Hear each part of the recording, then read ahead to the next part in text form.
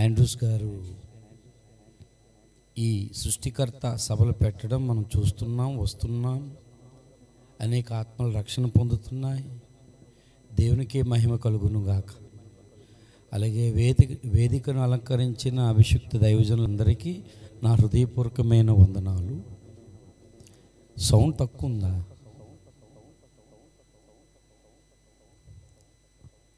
అలాగే ఈసారి ఒక కొత్త ప్రయోగం చేశారు ఆండ్రూస్ గారు. 5,000 కరపత్రికలు ప్రతి ఇంటికి పంచిపెట్టారు ఆయన. చాలా అద్భుతమైన విషయం. అందును బట్టి దేవునికి స్తోత్రం చెప్తాం. హల్లెలూయా. అందులో ఎంతమంది దేవుని నమ్ముతారో తెలియదు. అందరూ నమ్మాలనే దేవుడు కోరుకుంటున్నాడు. మంచిది. సమయం లేదు కాబట్టి మనం వాక్యంలోకి వెళ్దాం. మాకు హెవీ ట్రాఫిక్ పాస్టర్ గారు చెప్పబట్టి ఎప్పుడు 10:30 గంటలు బయలుదేరాము. ఇప్పుడు వచ్చాము. చూడండి ఎంత ట్రాఫిక్ ఉందో. అది మధ్యలో పాస్టర్ గారు చెప్పబట్టి ఇలాగైంది. ఒక చిన్న పాట పాడుకుందాం ఓసన్నా మినిస్ట్రీస్ నుంచి.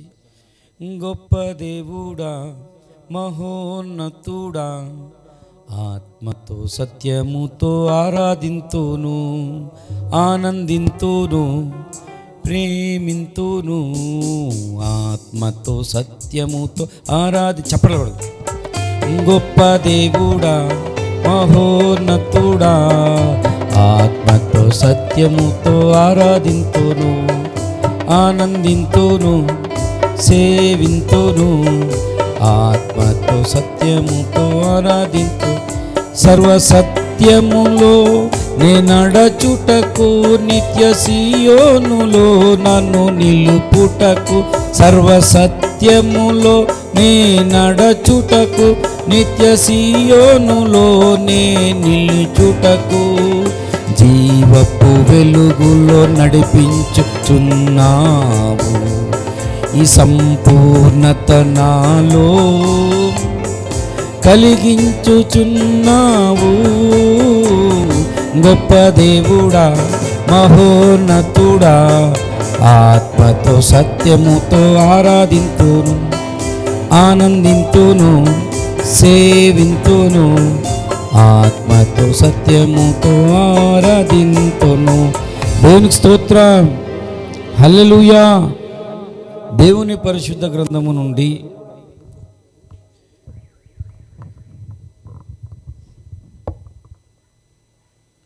యోహాను సువార్త 16వ అధ్యాయములో,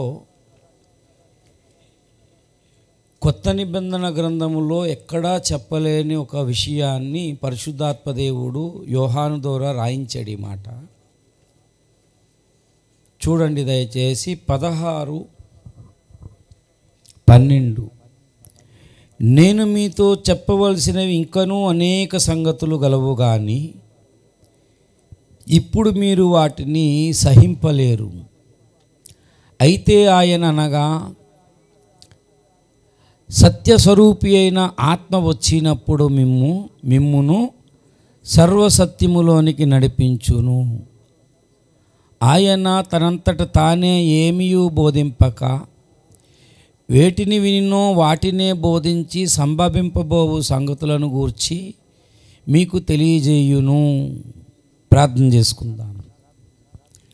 ప్రేమ కలిగిన తండ్రి, సర్వశక్తిమంతుడు అయిన దేవా, చదువుకున్న వాక్య భాగమును నాయన మీరు దీవించి, నీ దాసుడు ఇక్కడ నాయన తండ్రి అనేక సంవత్సరాల నుంచి ఈ సృష్టికర్త సంబరాలు చేయడానికి సంఘమంతా ఒక నెలంత ఉపవాసం ఉండి, ఇగో నాయన పండుగ సమయంలో కొత్త సంవత్సరంలో ఈ కూడికలు నాయన తండ్రి గొప్ప ఆశీర్వాదకరముగా నాయన ఈ దాకమర్రి ప్రాంతానికి, స్థానిక సంఘానికి, ఇటు సేవకులకు, విశ్వాసులకు అందరికీ ఆశీర్వాదకరముగా ఉంచండి. మాతో స్పష్టంగా, తేటగా, సూటిగా మాట్లాడండి. నీ దాసును అభిషేకించండి.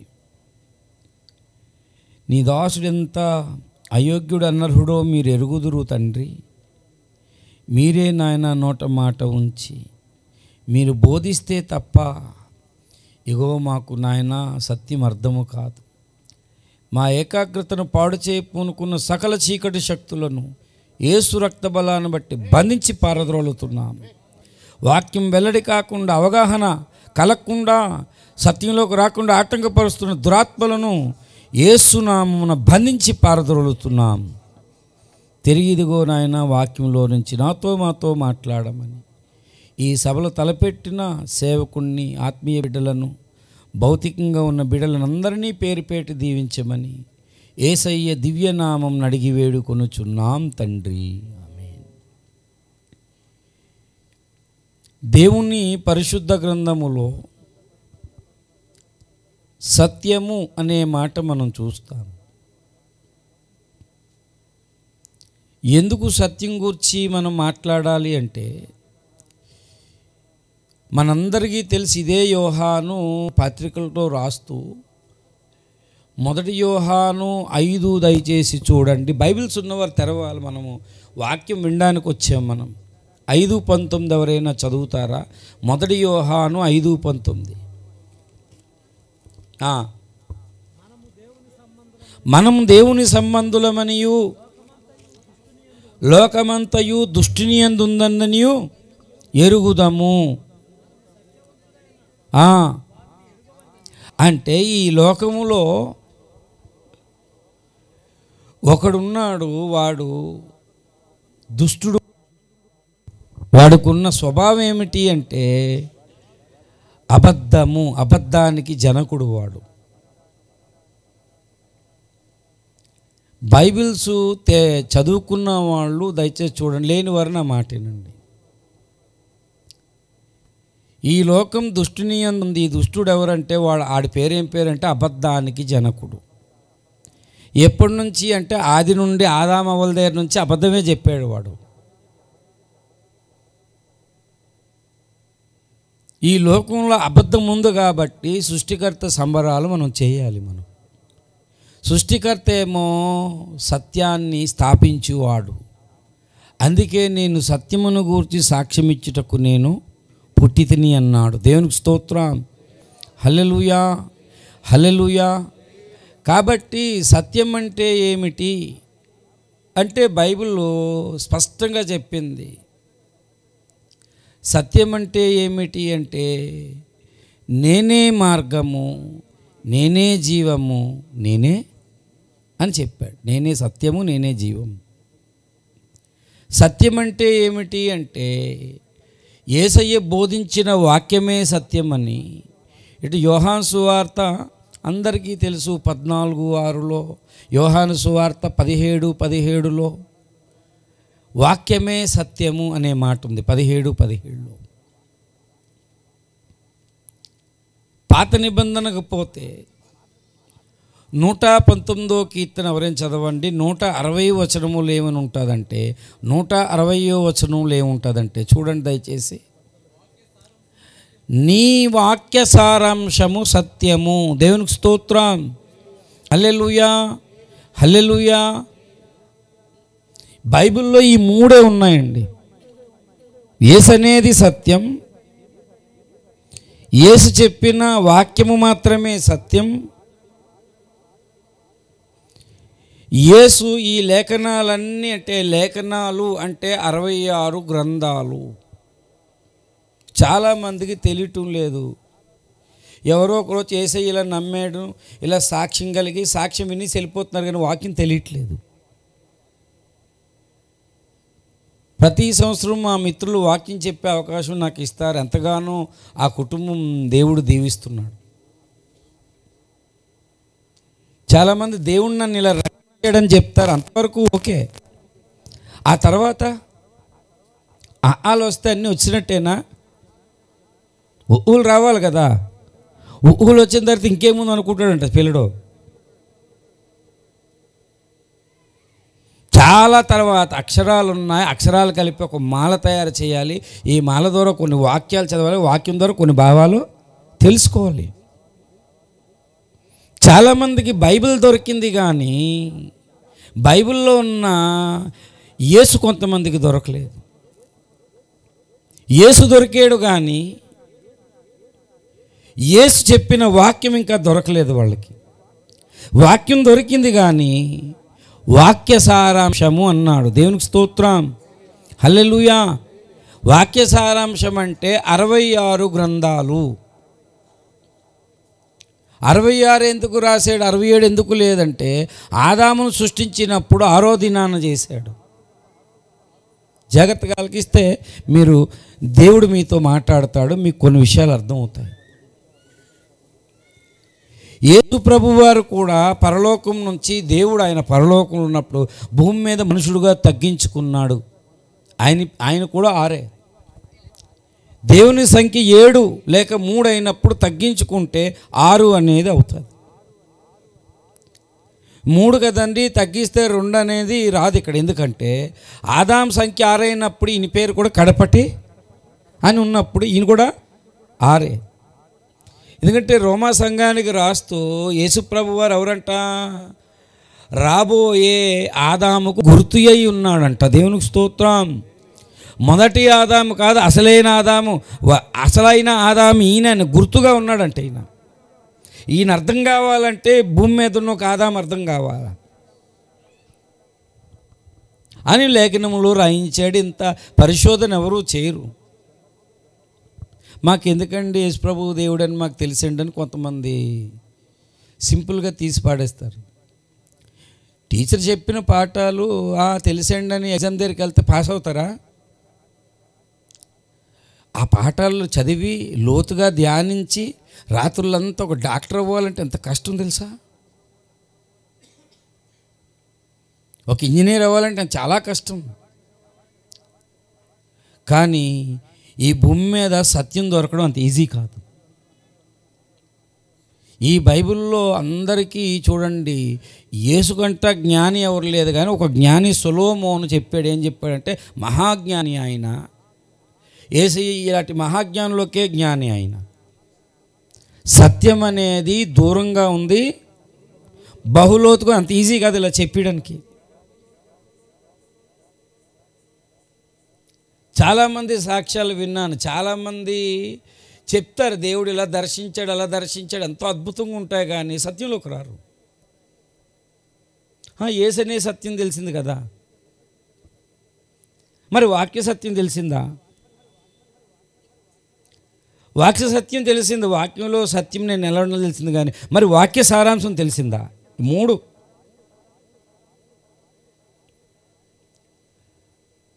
ఆది కాండం నుంచి ప్రకటన గ్రంథం ఆఖరి గ్రంథం, ఈ 2 ఈ అన్నీ కూడా పాత కొత్త నిబంధనలు కలిపితే వచ్చే సత్యం ఏంటి?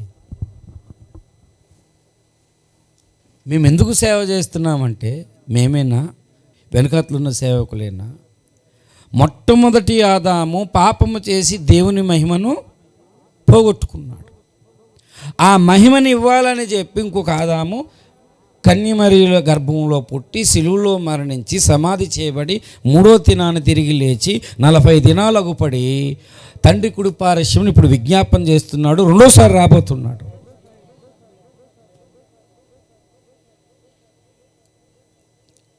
తన సంఘం ఎందులో ఉండాలనుకున్నాడంటే తన సంఘానికి ఏం పేరు పెట్టాడు? మొదటి తిమోతి పత్రిక 3:15లో ఈ భూమి మీద దేవుని పేరిట స్థాపించిన సంఘాలు ఎలా ఉండాలనుకుంటున్నాడు ఆయన? మొదటి తిమోతి 3వ అధ్యాయము 15-16 వచనాలు. అయినను నేను ఆలస్యం చేసిన ఎడల సంఘములో జనులు ఎలాగూ ప్రవర్తింపవలెనని ఓ తిమోతి ఈ సంగతులు నీకు రాయిచున్నాను. అందరు చెప్పండి. ఆ సంఘము సత్యమునకు స్తంభమును ఆధారమునై ఉన్నది. ప్రతి సంఘము సత్యాన్ని మోయాలి. యేసును మోస్తున్నారు, మంచిదే. యేసు వాక్యాన్ని మోస్తున్నారు, మంచిదే. ఒక స్తంభంతో పోల్చాడు దేవుడు. స్తంభం మీద ఏంటంటే దీపం పెట్టాలన్నాడు, కొంచెం కింద మంచం కింద. ఏ దీపం అంటే సత్యం అనే దీపం. లోకానికి సంఘాలన్నీ చూపించే ఏంటంటే నజరేయుడైన యేసు తప్ప వేరొక రక్షకుడు లేడు. ఆ యేసు చెప్పిన బోధ ఈనాడు ప్రపంచంలో అందరికీ చాలా అనుసరింపదగినది. ఆ సత్యాన్ని నువ్వు నమ్మకపోతే నిన్ను స్వతంత్రుడవు కాలేవు, బానిసైపోతావు అని చెప్పాడు. సత్యం నిన్ను స్వతంత్రుడుగా చేస్తుంది. దేవునికి స్తోత్రం, హల్లెలూయా. వాక్య సారాంశం ఏమిటి అని మీరు డైరెక్ట్గా నన్ను అడిగితే, మళ్ళీ సంఘము ఎవరి పోలికలోకి రావాలి అంటే యేసయ్య పోలికలోనికి రావాలి సంఘం. ఏ మహిమనైతే సంఘం పోగొట్టుకుందో ఆ మహిమను కంప్లీట్గా సంపూర్ణ మహిమలోకి రావాలి అని యేసయ్య వచ్చింత కార్యం చేశాడు. ఆ యేసయ్య అందుకు అవసరము మళ్ళా మానవుడు యేసయ్య పోలికలోకి మారాలి. ఆ మహిమలోకి వెళ్ళాలి అంటే యేసయ్య అవసరం, వాక్యం అవసరం, సారాంశం అవసరం. ఇంతవరకు అర్థమైన వాళ్ళు దేవునికి స్తోత్రం చెప్పండి. హల్లెలూయా, హల్లెలూయా. అయితే ఒకడు ఉన్నాడు, ఈ భూగ్రహాన్ని వాడు కబ్జా చేస్తాడు మొత్తం అంతా. వాడి పేరు సాతాను, ఘటసర్పము, ధర్మ విరోధి, సత్య విరోధి, క్రీస్తు విరోధి. ఈ భూమి మీద అన్ని అబద్ధాలు ప్రచారం చేస్తున్నాడు వాళ్ళ యేసయ్య మీద. ఎలాంటి అబద్ధాలంటే వాడు యేసుప్రభు పుట్టలేదంటాడు ఒకడు, యేసుప్రభు ఏమో వ్యభిచారికి పుట్టాడంటాడు ఒకడు, యేసుప్రభు ఊహే తప్ప కల్పితం తప్ప నిజంగా లేరంటారు. వాళ్ళకే కన్ఫ్యూజ్ ఉంది. ఒకడేమో పుట్టలేదంటాడు, ఒకడు పుట్టాడంటాడు. ఇంత అయోమయంలో ఉన్నారు లోకంలో. కానీ బైబిల్ దగ్గరికి రారు. బైబిల్ దగ్గరికి వస్తే యేసు ప్రభు ఒక కల్పన కాదు, ఒక ఊహ కాదు, చరిత్రలో ఉన్న ఒక చారిత్రక పురుషుడు. దేవునికి స్తోత్రం, హల్లెలూయా, హల్లెలూయా. ఆయనేం ఊహ కాదు. బైబిల్లోని లోతుకి వెళ్తే మొదటి వాడను నేనే, కడపటి వాడను నేనే, అన్నిటికీ ఆది అంతము నేనే, అల్ఫా ఒమేగా నేనే అని ఏ గ్రంథంలో ఎక్కడైనా ఏ దేవుడని చెప్పుకున్నాడా? ప్రారంభం ఆయనకి తెలుసు. ప్రారంభంలో వచ్చిన పాపం అనే సమస్యను పరిష్కరించాడు. ఆ పాప నుంచి విడిపించి ఇప్పుడు ఏం చేస్తున్నాడంటే దేవుడు మూలవాక్యానికి వద్దాం, సర్వసత్యంలోనికి అందరిని ఏం చేయాలంట, నడిపించాలని. దేవునికి స్తోత్రం, హల్లెలూయా, హల్లెలూయా. అంటే సత్యం అంటే తెలియదు యేసయ్య, సత్యం అంటే వాక్యం, సత్యం అంటే వాక్య సారాంశం తెలిసింది మనకి. కానీ సర్వసత్యం అంటే ఏంటి? చాలామంది పాటలు కూడా రాసేసాడు. పెంతెకోస్తోళ్ళు రాశారు ఒక పాట. ఆ పాటలో సత్యం నాకు తెలియాలని, సత్యంలోనే నడవాలని నా ఆశయ్యా,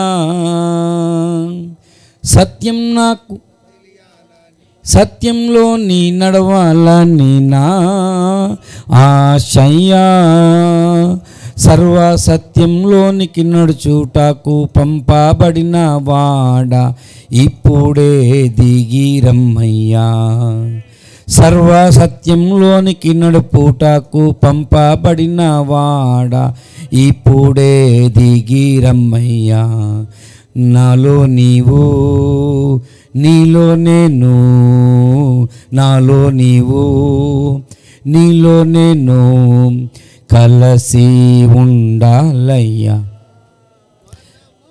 కలసి ఉండాలయ్యా, పరిశుద్ధ ఆత్ముడా యేసు పంపిన వాడవు నీవేగా, పరిశుద్ధ ఆత్ముడా. ఎందుకు వచ్చాడంటే సర్వసత్యం అంటే అన్ని విషయాలలో నిన్ను వాస్తవంలోనికి నడిపించాలని వచ్చాడు.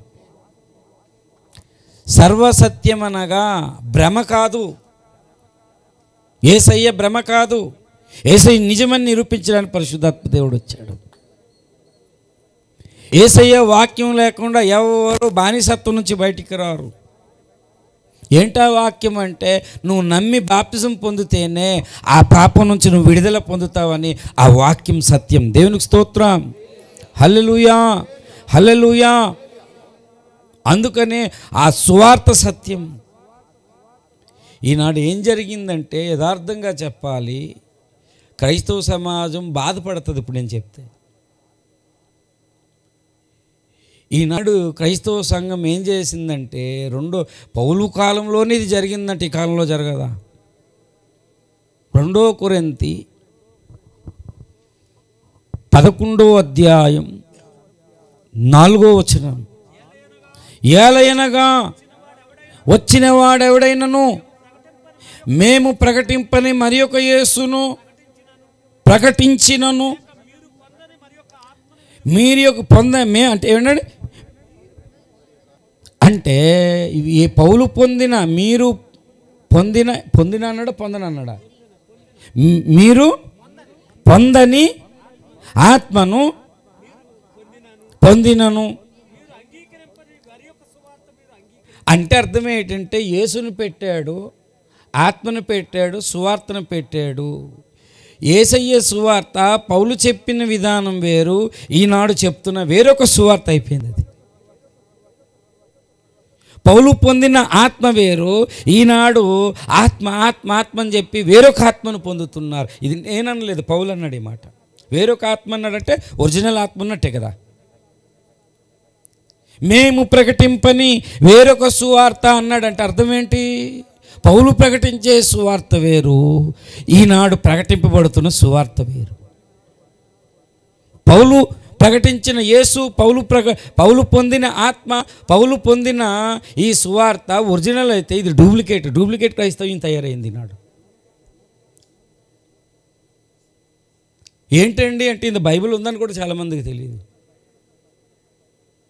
పౌలు ప్రకటించిన సువార్త ఏమిటి అంటే, పౌలు ప్రకటించిన సువార్త 4 చూడండి, అక్కడ ఏమన్నాడంటే పౌలు ప్రకటించిన సువార్త సిలువ వేయబడిన క్రీస్తును ప్రకటించాడు. దేవునికి స్తోత్రం, హల్లెలూయా. మేము సిలువ వేయబడిన క్రీస్తును ప్రకటించాం. గ్రీసు దేశస్థులు జ్ఞానం అడుగుచున్నారు, యూదులు సూచక్రియలు అడుగుచున్నాడు. ఈ సూచక్రియ కన్నా జ్ఞానం కన్నా మించింది మేము నమ్మిన యేసు. దేవునికి స్తోత్రం, హల్లెలూయా, హల్లెలూయా. ఈరోజు యేసు వారు చేస్తాను తెలుసా, యేసుని నమ్ముకోండి, మీరు జ్వరం పోతుంది, దగ్గులు పోతాయి, లాటరీ వచ్చేస్తుంది, రాత్రి కోటీశ్వరులు అయిపోతారు. యేసుని నమ్ముకుంటే మటుకు మొత్తం ఈ సమస్యలను తీరిపోతాయని. సమస్యలు ఉన్నవే యేసు నమ్మిన వాళ్ళకి ఎక్కువ. యథార్థంగా చెప్పండి, సమస్యలు లేవా? ఎందుకంటే అబద్ధం చెప్తారు. ఈనాడు ప్రకటింపబడుతున్న సువార్త ఏమిటి అంటే అద్భుతాలు చేసే యేసును ప్రకటిస్తున్నారు. అద్భుతాలు చేయరని నేను చెప్పట్లేదు. అద్భుతాలు చేయకపోయినా నా యేసు నాకు కావాలి అన్న వారి కొరకు యేసును ఎత్తి చూపించాలి. దేవునికి స్తోత్రం, హల్లెలూయా. అప్పుడు చూపిస్తే అద్భుతాలు జరిగితే ఎవడైనా నమ్ముతాడు, ఏ పనికిమాలోడైనా నమ్ముతాడు. అగ్నిగుండంలో వేసేస్తున్నాడు పట్టుకొని, షడ్రక్ మేషక్ అబేద్నెగో అని. మామూలు అగ్నిగుండంలో శ్రమలు పడతాం కానీ ఈ బొమ్మకు మేము అలాంటి వాళ్ళు తయారు చేస్తుంది యేసయ్య సువార్త. దేవునికి స్తోత్రం, హల్లెలూయా. డూప్లికేట్ భక్తులను తయారు చేయదు సువార్త. ఈనాడు సంఘం అంతా డూప్లికేటే. ఆఫ్రికా అడవుల్లో ఒక జూ ఉంది. ఆ జూలో ఒక ఆయన దీనంగా కూర్చున్నాడు. జూ అధికారి ఉదయం నుంచి సాయంత్రం వరకు చూస్తున్నాడు, అక్కడే కూర్చున్నాడు. అలాగా ఏంటి ఇక్కడే కూర్చున్నాడు, లోనకి వెళ్ళలేదు, టికెట్ తీసుకున్నాడు కానీ లోన ఎక్కడ తిరగలేదు. లోన అన్ని రకాల క్రూర జంతువులు లోపల ఉన్నాయి, సర్పాలు, రకరకాల. ఆ జూని చూడడానికి వస్తున్నారు అందరూ. అప్పుడు జూ యజమాని అతని దగ్గరికి వెళ్ళి, ఏం బాబు అంత దిగాలుగా ఉన్నావు, ఉదయం నుంచి చూస్తా అంటే నాకు ఏ ఉద్యోగం లేదండి, నిరుద్యోగిని, చాలా బాధపడతానని. మరొక ఉద్యోగం ఉంది నేను ఇస్తాను చేస్తామంటే, ఏం చేస్తామంటే ఒక చింపాంజీ డ్రెస్ వేసుకొని పిచ్చి గెంతులు గెంతాలి అని ఒక డ్రెస్ ఇచ్చి, అంటే చేస్తావా, ఇంత డబ్బు ఇస్తానని ఓ బోన్లో ఆయన పెట్టి పిచ్చి గెంతులు గెంతడం నేర్పించాడు. అది చింపాంజీ ఎలా గెంతుంది, ఊహించుకోండి. ఇక చింపాంజీ కన్నా ఎక్కువ పిచ్చి గెంతులు గెంతాడు. ఆ జూలో ఆ చింపాంజీ కొరకు మొత్తం అందరూ వస్తారు, అమ్మ ఇది చాలా వెరైటీగా ఉంది, ఏ చెప్తా చేస్తుందని. ఈ జనాలు ఎక్కువ రావడంతో ఈ జనాల్లో ఈ సంతోషంతో ఎగిరి ఎగిరి ఎగిరి పక్కన ఏంటంటే పులి బోన్లో పడిపోయాడు.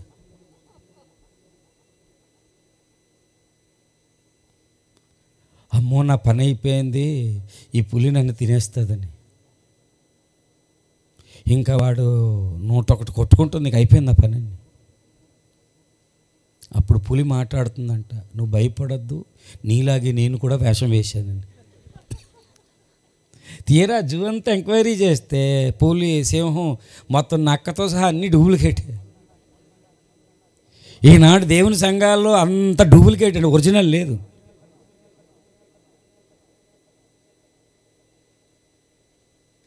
వచ్చిన వెంటనే అల్లావుద్దీన్ అద్భుతీపంలాగా ఇలా చేయేస్తే ఏంటంటే పడిపోలే వ్యక్తులుగా. వెంటనే 2 మినిట్స్లో న్యూడిల్స్ అయిపోయినట్టు 2 మినిట్స్లో మొత్తం అంతా మారిపోలేకి. వేరే ఆత్మ పెంతుకోస్తు నాడు దిగి వచ్చిన ఆత్మ కాదు ఈనాడు సంఘం మీదకి. పరీక్షించుకోవాలి ఈనాడు సంఘం. వేరొక యేసును ప్రకటిస్తున్నారు, వరాలు ఇచ్చే యేసును ప్రకటిస్తున్నారు. ఆయన వరాలు ఎప్పుడు ఇస్తారు అంటే నీ పాపక్షమాపణ కలిగి దేవుని కొరకు అబ్రహాం లాగా నమ్మకంగా బ్రతికినప్పుడు నీకు కొన్ని వాగ్దానాలు ఇస్తాడు. దేవునికి స్తోత్రం, హల్లెలూయా. సోమరి క్రైస్తవం తయారు చేస్తున్నారు ఈనాడు. క్రైస్తవ జీవితం అంటే నువ్వేది కావాలో వడ్డించిన విస్తరణ ప్రకటించేస్తున్నారు వీళ్ళే.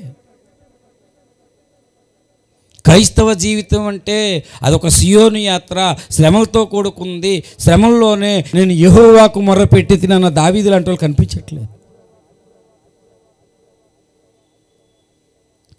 ఈనాడు ఎన్ని కష్టాలు వచ్చినాయి, ఏంటి యేసుప్రభు నమ్ముకుని ఇన్ని కష్టాలు వచ్చేస్తున్నాయంటే అలాగనలేదు దావీదు. శ్రమలు నాకు మేలైంది. దేవునికి స్తోత్రం. ఈనాడు వేరొక యేసును ప్రకటిస్తున్నారు వేదికల దగ్గర నుంచి. 7 దీపస్తంభముల మధ్యన అగ్నినేత్రములు కలిగిన యేసును ప్రకటించలేకపోతున్నారు. నువ్వు పరిశుద్ధంగా ఉంటేనే కానీ నేను ఒప్పుకోవడం చెప్పాలి. పరిశుద్ధంగా ఉండాలి, మీరు నీతిగా ఉండాలి, యథార్థంగా ఉండాలి అన్న యేసును ప్రకటించట్లేదు. నీ బ్రతుకు బాగిపోదంటే ఈ లైన్లో ప్రార్థనకే ఉంటారు చాలామంది. చూడండి, వాక్యం అక్కర్లేదు, వీళ్ళకి ప్రార్థనే. నెత్తి మీద చేసేస్తే అయిపోయింది వీళ్ళకి. ఈరోజు దేవుని సన్నిధికి వచ్చాం, ఒక వాక్యం నేర్చుకున్నాం. మనం నమ్మకమైన భక్తుల్లాగా ఉండాలి, నాలో డూప్లికేట్ ఉండడానికి వీల్లేదు, ఒరిజినాలిటీ ఉండాలనేది ఈనాడు కనిపించడం లేదు. వేదికల మీద నజరేయుడైన సిలువేయబడిన యేసును ప్రకటించడం లేదు ఈనాడు. పెంతెకోస్తు నాడు దిగి వచ్చిన ఆత్మదేవుడు వాళ్ళకు వచ్చినప్పుడు వాళ్ళు లోకానికి వెళ్ళి సువార్త ప్రకటించారు. ఎన్నో దేవుని కొరకు గొప్ప కార్యాలు చేశారు. వాళ్ళు లేరు ఈనాడు. మా సంఘం వాస్తు ప్రకారం కట్టాం, మా సంఘానికి వస్తే మొత్తం దీవెనలు వస్తే ప్రకటిస్తున్నారు. కానీ ఈ సంఘ స్థాపకుడు సంఘానికి మూలరా యేసును ప్రకటించట్లేదు. కొన్ని సంఘాలు గొప్పే చెప్పుకుంటున్నారు ఈనాడు. యేసును వేరేగా ప్రకటిస్తున్నారు, యేసు ఆయన పొందిన ఆత్మను వేరేగా ప్రకటిస్తున్నారు. యేసై సువార్త కూడా ఏమైపోయింది? లేఖనాలు ప్రకారం యేసు కన్యమరి గర్భంలో పుట్టాడు, సమాధి చేయబడి నిరూపించట్లేదు ఈనాడు. ఏదో తలనొప్పి వచ్చిందంట, తగ్గిపోయిందంట. కడుపు నొప్పి వచ్చినట్టు తగ్గిపోయిందంట. ఏదో క్యాన్సర్ వచ్చింది, దేవుడు స్వస్థపరిచాడు, మంచిదే, నువ్వు వచ్చావు. కానీ ఆ తర్వాత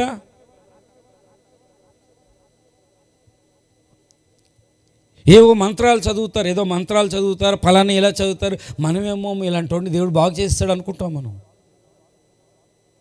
తీరా ఆఖరిలో వచ్చి చూస్తే ఈ వ్యక్తి ఎందులో ఉన్నాడంటే అబద్ధంలో ఉంటాడు. యేసు అనే సత్యం దొరికింది, వాక్యం అనే సత్యం దొరకలేదు ఈనాడు. వాక్య సారాంశం దొరకలేదు. ఈ ఉదయకాలం ఈ మాట చెప్పాలని మా ఆండ్రూస్ గారు ముందే నాకు చెప్పారు, ఈరోజు ఈ మార్నింగ్ మీరే చెప్పాలండి అని అన్నప్పుడు దేవుని సన్నిధానంలో అడిగినప్పుడు దేవుడు బయలుపరిచాడు. కాబట్టి దయచేసి మనం నమ్మే యేసు లేఖన సారాంశమైన యేసును మనం నమ్మాలి. దేవునికి స్తోత్రం, హల్లెలూయా. విశ్వసించినప్పుడు అద్భుతాలు చేస్తాడు. అద్భుతాలు జరగవని నేను చెప్పట్లేదండి. అద్భుతాలు జరగకపోయినా నా యేసు నాకు కావాలి. అలాగుంటానన్న వాళ్ళు ఒకసారి దేవునికి స్తోత్రం చెప్పండి. హల్లెలూయా, హల్లెలూయా. అలాగా సంఘాన్ని సిద్ధపరచాలి రెండో రాకడ కొరకు. ఎన్ని అగ్ని పరీక్షలు రానున్న దినాలు అగ్ని పరీక్షలు రాబోతున్నాయి. మొన్న రాజమండ్రి దగ్గర కొత్తగా ఒక ఆవిడ వచ్చింది. మరి పాస్టర్ గారైనా వివేచించాలి కదా. వీచుకుంటా వారం రోజుల నుంచి బాప్తిస్మని అంటే 7 రోజులు కూడా అవ్వలేదు ఆవిడ అన్నప్పుడు ఆవిడని వివేచించాలి కదా. వెంటనే బాప్తిస్మ ఇచ్చారు. బాప్తిస్మ ఇచ్చిన 24 గంటల్లో పోలీసులు వచ్చారు అక్కడికి. ఇది ముందుగా కుట్ర ఏంటంటే, ఏగో నన్ను మత మార్పిడి చేశారని కేసు పెట్టారు రాజమండ్రి దగ్గర బలభద్రపురంలో. ఇతనికి ఏమీ తెలియదు. వాళ్ళు ముందే ప్లాన్ ప్రకారం ఏంటంటే రికార్డింగ్ అది చేసి ఎవరైనా దేవుని సువార్త చేస్తారని చెప్పని, అది మనం బాప్తిస్మ ఇవ్వాలి అంటే వాళ్ళు కనీసం 3 నెలలైనా చర్చకి రావాలి కదా. వెంటనే ఎందుకు ఇవ్వాలి? మళ్ళీ మేము అక్కడికి వెళ్ళి మాట్లాడి బెయిల్ ఏర్పాటు చేసి బయటికి తీసుకొస్తే ఈ కుట్రంతా బయటపడింది.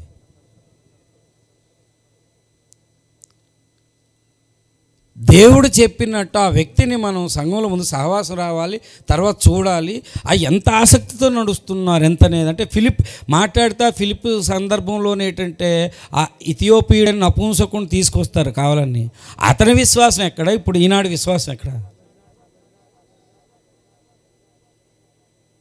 చాలా జాగ్రత్తగా దేవుని వెంబడించాలి కడవరి దినాలలో. ఈనాడు అలాంటి శ్రమలు రాబోతున్నాయి క్రైస్తవులకి. సువార్త అంటే ఈనాడు వినేవారు, ఈనాడు సువార్త అంటే మీకు పర్మిషన్ ఉందని అడుగుతున్నారు. అందరూ ప్రైవేట్ పోలీసింగే చేసేస్తారు. పోలీసులు ఉన్నారు, వీళ్ళు ప్రైవేట్ పోలీసులు. వీళ్ళంతనా సువార్త మా జన్మ హక్కు అని చెప్పలేకపోతున్నాం మనం. మొన్న క్రిస్మస్కి ఏం తెలుసా, మొత్తం 27 స్థలాలలో దాడి జరిగింది. ఏ సేవకుడికి తెలియదు. మన స్థలాల్లో మనం ఆరాధించిన వచ్చి దాడి చేస్తున్నారు పట్టుకొని. ఒక్కరు కూడా ముందుకు రావట్లేదు చూడండి. మళ్ళా వెళ్ళి అక్కడ మాట్లాడి చేసి వాళ్ళని బయట నుంచి విడిపించి, మా దగ్గర మేము ప్రేర్ చేసుకున్న హక్కు మాకు రాజ్యాంగం ఇచ్చింది, పోలీసులు ఇచ్చారని చెప్పి అనే ధైర్యం కూడా లేకపోయింది క్రైస్తవులు. ఇంకా శ్రమలకేం తట్టుకుంటారండి? ఈనాడు దేవుని సంఘంలో ఒక తల్లి ప్రసవ వేదంతో కనిన పిల్ల వేరు, కింద నుంచి మీద వరకు కోసేసి తీసిన పిల్లలు వేరు. రివర్స్లో ఉన్నారు ఈనాడు బాయిలర్ కోడ్లు ఎక్కువైపోయాయి, దేశవాళీ కోడ్లు లేవు. ప్రసవ వేదన పని కన్నా పిల్లలు కరెక్ట్గా దేవుని బిడ్డలారా కరెక్ట్గా దేవుని కొరకు నిలబడతాడు. అదే చెప్తున్నా, ప్రసవ వేదనే శ్రమ. మనకి శ్రమలో ఉన్న క్రైస్తవుడు ఎప్పటికైనా దేవుని బిడ్డలారా దేవుని కొరకు నిలబడతారు. వెంటనే జరగాలి, దేవుడు ఆయన చిత్తాన్ని బట్టి జరిగిస్తాడు. అద్భుతాలు జరగాలంటే పాస్టర్ గారు మీరు మరి వాక్యం ఏమైనా ఆధారం ఉందంటే ఆధారం ఉంది వాక్యంలో. చూడండి దయచేసి ఎబ్రీ పత్రిక 2వ అధ్యాయం 3వ వచనంలో ఏమని చెప్పారు? ఇంత గొప్ప రక్షణను మీరు నిర్లక్ష్యం చేసిన ఎడల ఎలాగూ తప్పించుకుందురు. రక్షణ అనేది అద్భుతాలతో జరిగిందా, బోధ ప్రారంభంతో జరిగి? చూడ, ఈ రక్షణ ఇంత గొప్ప రక్షణ ఎలాగూ తప్పించుకుందాము. ముందు బోధ జరగాలండి, తర్వాత అద్భుతాలు. ముందేంటంటే అద్భుతం కావాలి, తర్వాత బోధ వెనకట్లు ఇట్టేస్తారు. చూడండి ఎంత కష్టం. ఏమైనా ప్రభువు బోధించుట చేత స్టార్ట్ అయింది. ఎంత చక్కగా రాశాడు చూడండి. దేవుడు తన చిత్తానుసారముగా ఇక్కడ అద్భుతాలు ఎవరి పట్ల జరగాలన్నా ఇగో ఇలా చెయ్యెత్తి అయితే అయిపోదు. దేవుని చిత్తంలో నువ్వు ఉన్నావంటే ఖచ్చితంగా అద్భుతం జరుగుతుంది. దేవుడు ఎన్నుకున్నాడంటే అద్భుతం జరుగుతుంది. అది మామూలుగా మహత్కార్యముల చేతను నానా విధములైన అద్భుతముల చేతను వివిధమైన పరిశుద్ధాత్మ వరములు అనుగ్రహించుట చేతను వారితో కూడా ఎక్కడో లాస్ట్లో పెట్టాడు సాక్ష్యం అనేది, కొంతమంది ఏసీలో నమ్మాడని. ఈ సాక్ష్యాన్నే పట్టుకున్నారు కానీ ప్రభు బోధ వదిలేశారు. అద్భుతాలు చేస్తాడు, సూచక్రియలు చేస్తాడు. ఎలా చేస్తాడు? తన అని చెప్పండి, తన చిత్తానుసారంగా కొన్ని సూచక్రియలు జరుగుతాయి, అద్భుతాలు జరుగుతాయి, కృపావరాలు ఇస్తాడు. అప్పటిగా వ్యక్తి నమ్మిపోతే కొన్ని సాక్ష్యాలు ఉంటాయి. సాక్ష్యం ఇచ్చుట చేత నీ రక్షణ అలా ఏం చేస్తాడు? దృఢపరుస్తాడు. దేవునికి స్తోత్రం, హల్లెలూయా, హల్లెలూయా. అంతేగాని అది వెనకట్ల పెట్టాడు, ముందు బోధ చేయాలి. ఆ వ్యక్తికి బోధించుట చేత పరలోక రాజ్యం సమీపించుచున్నది, ముందు మీరు మారు మనసు పొందండి. అలా స్టార్ట్ అయింది సువార్త. ఈరోజు మారు మనసు లేని బాప్తిస్మాలు ఎంతోమందికి ఇచ్చేస్తారు. చాలామంది మారు మనసు లేదు, బాప్తిస్మాలు నీటిలో మునిగేస్తున్నాడు.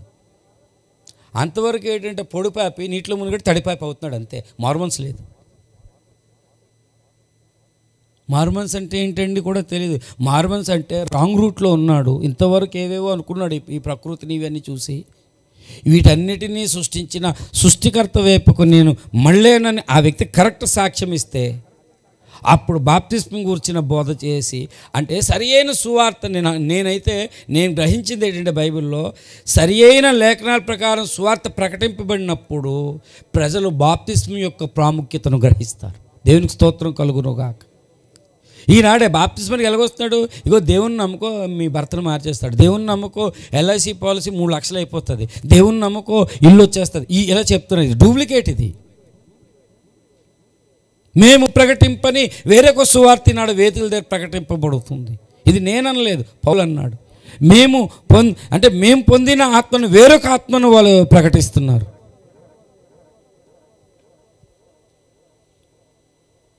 టోటల్గా సంఘం ఏమైపోయిందంటే డూప్లికేట్ అయిపోయింది. ఈ డూప్లికేట్ని నిర్వీర్యం చేయాలంటే పరిశుద్ధాత్మ దేవుడు వచ్చి ఏం చేయాలి? అందరినీ సర్వసత్యములోనికి నడిపించాలి. అంటే వాస్తవములోనికి, నిజములోనికి నడిపించాలి. దేవునికి స్తోత్రం, హల్లెలూయా. ఈనాడు అందుకనే సత్యానికి అబద్ధానికి తేడా ఏంటంటే సత్యమేమో మనల్ని కాపాడుతుంది, అబద్ధాన్ని ఏమో మనం కాపాడాలి. ఈనాడు సంఘాలు అబద్ధాన్ని కాపాడుతున్నారు ఈనాడు చాలామంది. మనం సత్యం ప్రకటిస్తే కదా, అదే సత్యమే చూసుకుంటుంది వ్యక్తిని. కాబట్టి నీ జీవితంలో ఎప్పుడూ కూడా సర్వసత్యం అంటే అన్ని విషయాలలో నువ్వు వాస్తవంలోనే ఉండాలి, నిజంలో ఉండాలి, కానీ భ్రమలో ఉండద్దు, డూప్లికేట్ జంతువులాగా. దేవుని సంఘానికి కావాల్సింది ఏంటంటే నిజమైన వాళ్ళు కావాలండి నాడు. ఇది మన అంశం ఈరోజు. అందుకే యేసయ్య చెప్పాడు, నేను నిజమైన, అంటే అబద్ధ ద్రాక్షవల్లి కూడా ఒకటి ఉంది, నేను నిజమైన వెలుగు అన్నాడు. ఏమన్నాడు? నిజమైన సత్య వెలుగు అన్నాడు. బైబిల్ ఎంత జాగ్రత్తగా పరిశుద్ధాత్మ దేవుడు రాశాడు. 4 విషయాలు చెప్పి నేను ముగిస్తాను, అయిపోయింది. ఇది ప్రార్థన చేయాలి మీరు. ఇది ఈనాడు దేవుని సంఘములో అబద్ధాలు, దుష్టుడు ఈ గ్రహములో సంఘాల్లో అబద్ధాలు ఎక్కువ ప్రచారం అవుతుంది. బాప్తిసం మొదలుకొని, మారు మనసు మొదలుకొని, విశ్వాసం మొదలుకొని, ఈనాడు ఒక వ్యక్తి ఏంటంటే పునరుద్ధానము అనే బోధ కూడా, అది కూడా అబద్ధంలోనికే తీసుకెళ్తుంది. నిత్యమే ఒక తీర్పే లేదంట మనకి. ఎందుకంటే 1 కొరింథీ 11లో మనల్ని మనం తీర్పు తెచ్చుకుంటే తీర్పు లేదంటే, తీర్పు లేదని కాదు అక్కడ అర్థం. ప్రతి ఆదివారం ప్రభరాత్రి భోజనం తీసుకోవడం వల్ల తీర్పు తీసుకుంటే అక్కడ నిత్య తీర్పు లేదని కాదు. అక్కడ నిలబడినప్పుడు ఆ శిక్ష అనేది ఈడు ఒప్పుకున్నాడు కదా అని నిత్య తీర్పు అనేది, లేకపోతే నిత్యమైన తీర్పు అనే పునాది ఎందుకు రాశాడు? ఈనాడు తీర్పులు లేవని బోధిస్తున్నారు, అసలు పునరుద్ధానం లేదు అని కొంతమంది బోధిస్తున్నారు. కొరింథీ సంఘం 15వ అధ్యాయం అందుకే రాశాడు. ఈనాడు సేవకులు ఎవరికి నచ్చింది వాళ్ళు సేవ చేసేస్తున్నారు, ఒక హస్త నిక్షేపణ లేకుండా సేవ చేసేస్తున్నారు. అందుకనే ఈ 3 విషయాల్లో మనం చూస్తే బైబిల్లో మొట్టమొదట దేవునికి కావలసింది, మొట్టమొదట నేను అంశం చెప్పనండి, చాలా పెద్ద అంశం. ఈనాడు మొట్టమొదట సృష్టికర్త సంబరాల్లో నిజంగా ఆ సృష్టికర్త నిన్ను కూర్చొని ఒక పండుగ చేసుకోవాలంటే, నువ్వు పండగ కాదు ఆయన చేసుకోవాలంటే, నువ్వు నిజమైన శిష్యుడవు కావాలి. ఎక్కడుంది ఈ మాట?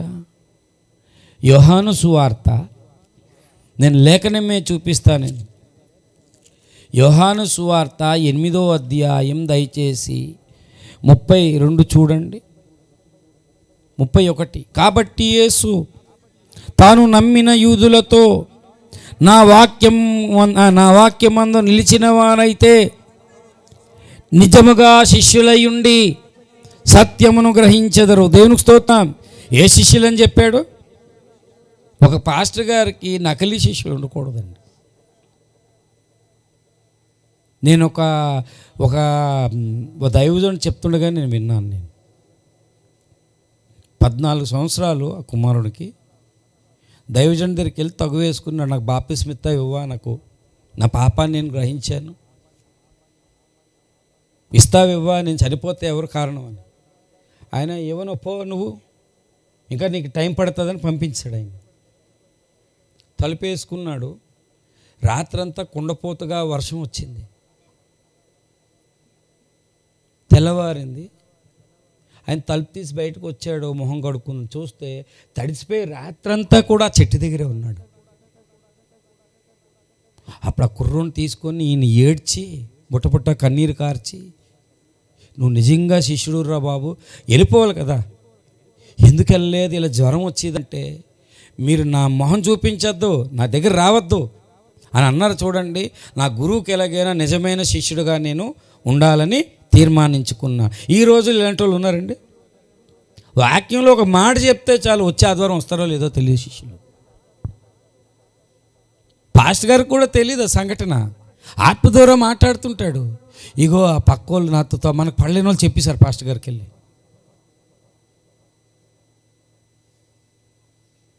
ఏరండి నిజమైన శిష్యులు ఏరండి? డూప్లికేట్ సరుకుంది నాడు. నిజముగా శిష్యుడైన వాడు ఎన్ని కష్టాలు గురువు గారు పెట్టినా, ఎన్ని నష్టాలు పెట్టినా, ఆ పాఠాలు నేర్చుకోవడానికి ఎలుపు అన్నా, నా మొహం చూడొద్దన్నా అక్కడే ఉంటాడు నిజమైన శిష్యుడు. ఇలాంటి శిష్యులు ఉన్నారా? మేము అలా శిష్యరికం చేశాము. ఇక్కడ ఆశీర్వాదం గారు, యాండ్రూస్ గారు, హుసేన్ గారి దగ్గర అలాంటి శిష్యరికం చేశారు వీళ్ళు. అక్కడ పురుషోత్తం గారు ఉన్నాడు, అలాంటి శిష్యరికమే చేశాడు ఆయన. ఎన్ని గాయాలు, ఎన్ని బాధలు, ఎన్ని కష్టాలు. అంటే అపరాధం, లేస్తే తప్పు, కూర్చుంటే తప్పు, అయినా కూడా అలా నిలబడిన వాడిని అప్పుడు దేవుడు ఏం చేస్తాడు? వాడుకోవడం మొదలెడతాడు, నేర్పించడం మొదలెడతాడు.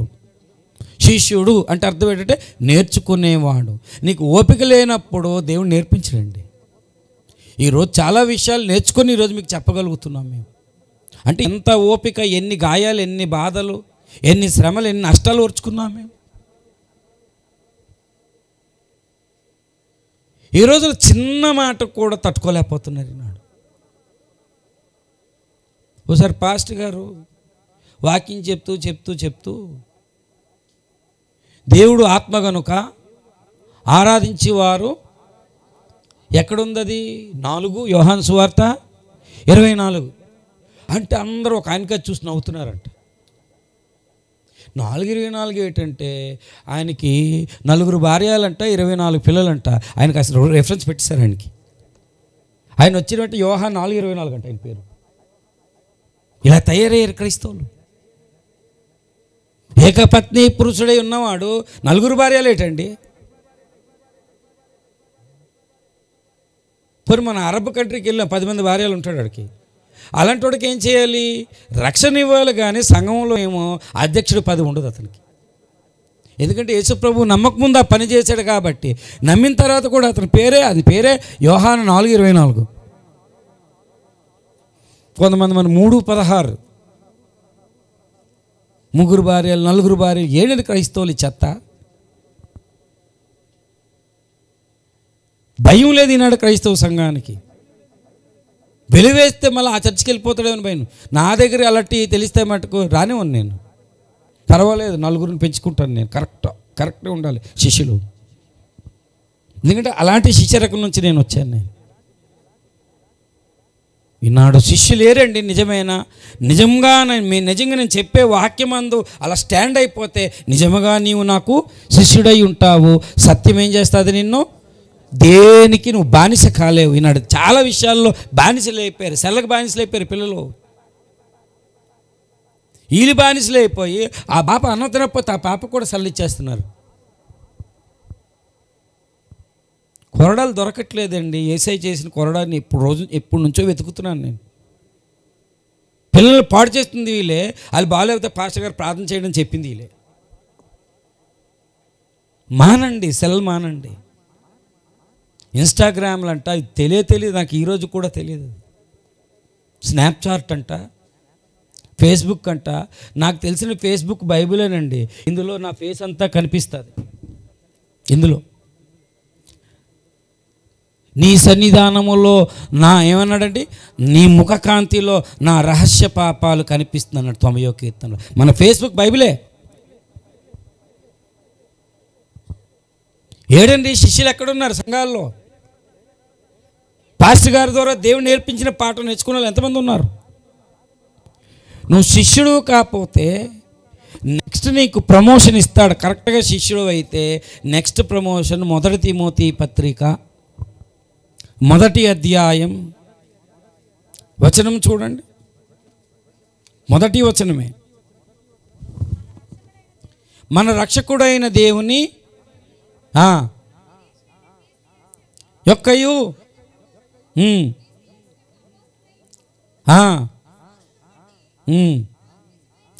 ఏ కుమారుడు? ఈనాడు సంఘాలు ఎలాంటి వాళ్ళు ఉన్నారు? అబద్ధపు కుమారుడు.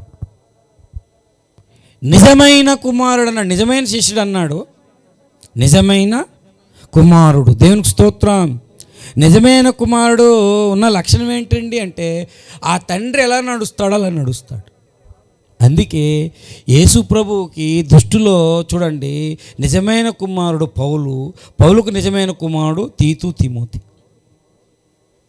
అందుకన్నా నేను క్రీస్తును పోలి నడుచుకున్న ప్రకారం మనం అలా చెప్పలేము.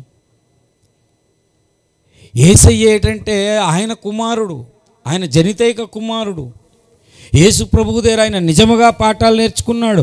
ఆయన కొంతమంది శిష్యులు నిజమైన కుమారులు ఉన్నారు. తీతు చెప్పాడు, తీతు కోసం చెప్పాడు, మేము ఒక్క ఆత్మ యందే, ఒక్క అడుగుజాడల యందే మేము నడుచుకునలేదా? చూడు, నిజమైన కుమారుడు. 2 కొరింథీ పత్రిక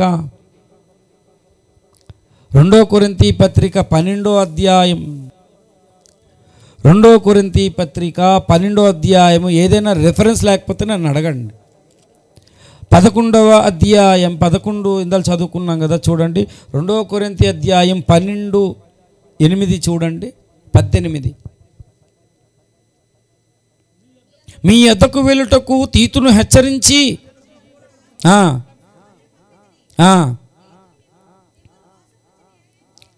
ఏమైనాను అర్జించుకొంటినా మీ యొక్క మేము ఒక్క ఆత్మయందు ఒక్క అడుగుజాడలయందే పౌలు ఎలా దేవుని కొరకు జీవించారు అలాగే ఈ కుమారుడు కూడా అలా జీవించిన వాళ్ళు నిజమైన. పాస్టర్ గారు ఎలా ఉపవాసం ఉంటారో, పాస్టర్ గారు ఎలా దేవుని కొరకు నమ్మకమైన సేవకుల కోసం మాట్లాడుతున్నాను నేను. ఆ టాపిక్ కూడా వస్తుంది ఇప్పుడు, ఆగండి. ఏ కష్టాలు పడ్డారో చాలామంది సేవకులు చూస్తాను. మొదట్లో ఉన్న కష్టాల తర్వాత మొదట్లో డేట్లు ఇస్తారండి, అలాగలా తర్వాత డేట్లు ఇవ్వరు. ఏంటో ఏమైపోతుందో తెలియదు. ఎదిగిపోయారు అనుకుంటారు, ఏంటో తెలియదు కొంతమంది సేవకులు.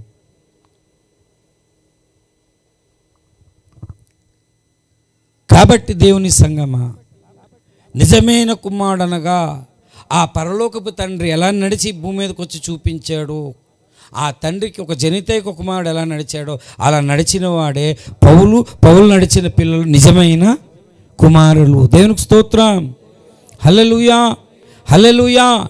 ఈ రోజు నుంచి నువ్వు ప్రార్థన చేయాలి. ఇది వ్యర్థంగా వెళ్ళడం లేదు. ఈ సృష్టికర్త సంబరాల్లో దేవుడు ఏంటంటే, నేను నిజమైన శిష్యుడు కావాలనుకున్న వాళ్ళు చేతులెత్తండి, యథార్థంగా చేతులెత్తండి.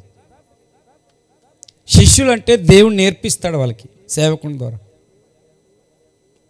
ఆ సేవకుడు ఎలా నడిచాడో అలా నడిచేవాడు, అదే అడుగుజాడలో నడిచేవాడు. పాస్టర్ గారు ఉపవాసం ఉంటే ఉపవాసం ఉండాలి, పాస్టర్ గారు వద్దంటే మానేయాలి, పాస్టర్ గారు చేయమంటే చేయాలి. అలాగా యేసన్న గారి దగ్గర శిష్యులు నేను చూశాను. అందుకని 3 ఉన్నారే, జాన్ వెస్లీ గారు, రమేష్ గారు, అబ్రహాం గారు. చూడండి ఆ ముగ్గురు ఎంత నమ్మకంగా సేమ్ వాళ్ళు చూస్తే నాకు యేసన్న గారిని చూసినట్టు ఉంటుంది. వాళ్ళ పాటలు వింటాను నేను. ఏరండి పౌలు దగ్గర ఉన్న నిజమైన శిష్యులు ఏరు సంఘంలో?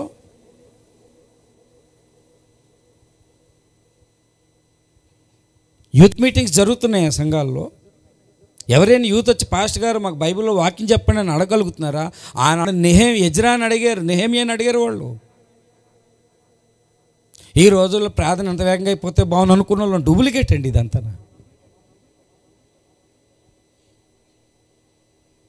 నిజమైన శిష్యులు, నిజమైన కుమారులు కావాలి అంటే నువ్వు ముందు ఏం చేయాలంటే 116వ కీర్తనలో 116వ కీర్తనలో ఇది మూడో విషయం, ఇంకొక విషయం చెప్పి ముగిస్తాను నేను. 116వ కీర్తనలో చూడండి, 116వ కీర్తన అందులో చూసారా 16వ వచనంలో అంటాడు, యెహోవా నేను నిజముగా సేవకుడను లేక. చూడండి అది నిజమైన సేవకుడు ఉన్నాడు. 148 చూడండి, 148 18 148 చూడండి 16 తనకు మొరపెట్టు వారందరికీ. చూడండి 145వ కీర్తన, 148వ కీర్తన, లేకపోతే 145 చూడండి, 145వ కీర్తన 18 తనకు మొరపెట్టు వారందరికీ, నిజముగా మొరపెట్టు వారందరికీ. ఏమొర్రా నిజంగా మొరపెట్టడం అంటే అబద్ధంగా చేస్తున్నాం అని ప్రార్థనలో. బైబిల్లో ప్రతిదీ రాశాడు. నిజముగా ప్రార్థించే వాళ్ళు సంఘాల్లో లేరు. రాత్రిపూట ప్రేయర్ రమ్మంటే 4 ఉంటారు సంఘాల్లో. పాస్టర్ గారు ఫుల్ నైట్ ప్రేయర్ చేద్దాం మనం అంటే 4. పాపం చాలామంది సేవకులు ఇలాగే సంఘాల్లో నలిగిపోతూ సంఘాన్ని కట్టుకుంటూ నిజముగా ప్రార్థించుట అనగా రోమాపత్రిక 8వ అధ్యాయం 26వ వచనంలో అది నిజమైన మొర్ర. చూడండి ఏమనుందో. ఆత్మను గూర్చి మాట్లాడుతూ అక్కడ అన్నాడు, ఏమన్నాడు? 8వ అధ్యాయం 26వ వచనం, అటువలే ఆత్మయు మన బలహీనతను చూచి సహాయం చేయుచున్నాడు. అంటే మనము యుక్తంగా అంటే ఆ సమయానికి, యుక్తము అనే మాటకు అర్థం ఏంటంటే యుక్తం అంటే సరి అయినది అని అర్థం. యుక్త కాలమందు యేసు సాక్ష్యం అంటారంటే సరి అయిన కాలంలో ఆయన గురించి అందరికీ సాక్ష్యము తెలిసింది. యుక్త కాలమందు యుక్తముగా అంటే ఎలా ప్రార్థన చేయాలో యుక్తముగా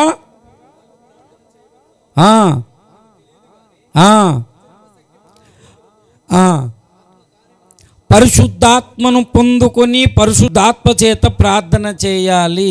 ఈనాడు ప్రార్థనలు అలవాటు పూర్వ ప్రార్థనలు అయిపోయినాడు.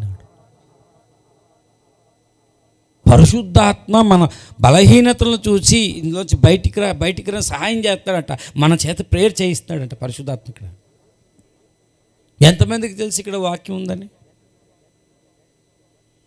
వ్యక్తిగతంగా నువ్వు చేసినా, కుటుంబంలో చేసినా, సంఘంలో చేసినా, సమాజంలో చేసినా ఎలా ప్రార్థన చేయాలో దానికి మనం నేర్చుకోవాలి. ఆత్మ ఈరోజు ప్రార్థనలు ఎలాగున్నాయంటే ఒక ఆయన కేజెచ్లో మేమందరం వెళ్ళాం, ప్రార్థన చేస్తున్నాం. ప్రభువా ఈ కేజెచ్లో ఉన్న రోగులందరినీ దీవించండి అన్నాడు. ప్రభువా విశాఖపట్నంలో ఉన్న రోగులు దీవించండి అన్నాడు. ప్రభువా విశాఖపట్నం కాదు, విజయనగరం, శ్రీకాకుళం మొత్తం అలాగే అమెరికాకి వెళ్ళిపోయాడు ప్రార్థనలో. ప్రార్థించేవాడు చచ్చిపోయాడు అక్కడ. చూడండి ప్రార్థన చేస్తున్నాడు, ఏ ప్రార్థన ఆయన చనిపోయాడు. ఎవరి కోసం అయితే ప్రార్థన చేస్తున్నాడు అతను చనిపోయాడు. ప్రార్థన అంతా అయిపోయింది. అవతలోడు అడిగారు ఎప్పుడు చనిపోయాడని. అప్పుడు మీరు ప్రార్థనలో అమెరికాలో ఉన్నారండి, అప్పుడు చనిపోయాడు. నేను ఇవి కూడా చూశాను. కొంతమందిని ఎవరి మీద కోపం ఉంటే వాళ్ళకి ఏంటంటే ప్రార్థనలో ప్రసంగాలు చేస్తున్నారు కొంతమంది. ప్రభువా మేమే ముందు రావాలి ప్రభువా, వాళ్ళు రారు ప్రభువా, వాళ్ళకే పాస్టర్ గారు దగ్గరగా ఉన్నారు ప్రభువా, మాకు లేరు ప్రభువా అని ప్రార్థనలోనే తెలిసిపోతుంది. ఇలాంటి మాయ ప్రార్థనలు, దీర్ఘ ప్రార్థనలు. సంఘములో ఏ లోటుందో, ఏ అక్కరుందో, ఏది కొరత ఉందో ఆత్మను పొందినవాడు ఆత్మానుసారంగా ప్రార్థన చేస్తాడు. అందుకే ప్రకటన గ్రంథానికి ముందు మీరు ఇంటికి వెళ్ళి చదవండి, 1వ అధ్యాయం ఆత్మలో ప్రార్థన చేయొచ్చు అని ఉంటుంది ఒక మాట. కొంతమంది భాషలతో ప్రార్థన చేస్తే వెక్కిరిస్తారు. కొంతమంది నేను ఎక్కువగా భాషలతో ప్రార్థన చేస్తేనే చదివి చేసిన తర్వాత బైబిల్ చదువుతాను. నేను భాషలు లేవని ఎవడైనా అన్నట్టు ఆడికి లేవు, నాకున్నాయి. ఎందుకంటే వాళ్ళ ఇంట్లో బియ్యం అయిపోయి, మా ఇంట్లో బియ్యం ఉన్నాయి కాబట్టి నేను వండుకుంటాను. నేను నా లాజిక్ అన్నమాట అది. చాలామంది అలాంటి ప్రార్థన చేయకూడదండి, పరలోక ప్రార్థన చేయాలంటాడు ఒకడు. పరలోక ప్రార్థన ఎందుకు చేయాలి? తండ్రి పరలోకమందు ఉన్నావు, నీ చిత్తం జరుగుతుంది, భూమి మీద ఏమో నా చిత్తం జరుగుతుంది, ఇంకేం చేస్తావు? పరలోక ప్రార్థన జరిగినవన్నీ నీ చిత్తాలే. కానీ వల్లిస్తున్నారు, పరలోకమందున మా తండ్రి నీ నామం పరిశుద్ధపరచబడునుగాక, నీ రాజ్యం వచ్చునుగాక, అయినా సంఘంలో నా మాటే మా పాస్టర్ గారు వినుగాక. నువ్వే ఒక ₹1,00,000 కానుకిత్తని మాట వినాలా, దేవుని మాట వినాలా? సేవకుడు దేవుని మాట వినాలి, విశ్వాసులు సేవకుడి మాట వినాలి. ఈనాడు సంఘాలలో చూస్తే నిజముగా ఆత్మానుసారం తెలిసిపోతుందండి, వాళ్ళు ఆత్మానుసారంగా ప్రార్థన చేస్తున్నా లేదు.